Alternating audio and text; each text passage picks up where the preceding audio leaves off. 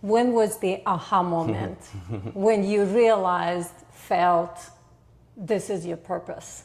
I love it, because we were going over some questions earlier before we started, and when you said that, I love that I know exactly the second of that for me. And it was the moment, I was 24, my father had died maybe 30 days before, which was a horrible loss that I'd never had before, tremendously horrible. And I just said, I'm gonna be a full-time artist. And so I dropped out of college, and I had $600 in my bank account. I went to a craft store and bought canvases. But the minute I said, I'm stopping what I'm doing because I don't want to have an average life. My father worked until he died. Like, he died on the job, not in the office, but he was still working 9 to 5. He never got to realize these dreams he had as a retirement or enjoying what you've done. So I saw that firsthand. I'm like, I'm not going down that road.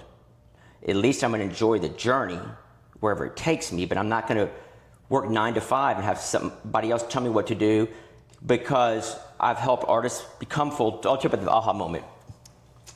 But before that, people say, well, John, you work so hard, to be an artist, you have to work as hard as you do.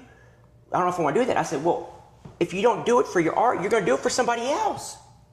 And you won't even question it. You think it's just the way it is. So you're going to hustle in life. Hustle for your passion to help people and do better. The aha moment was when I said, I'm stopping college. I'm going to paint full time. In that moment, I was in my 1-bedroom apartment. And when I said it to myself, I went and bought the supplies.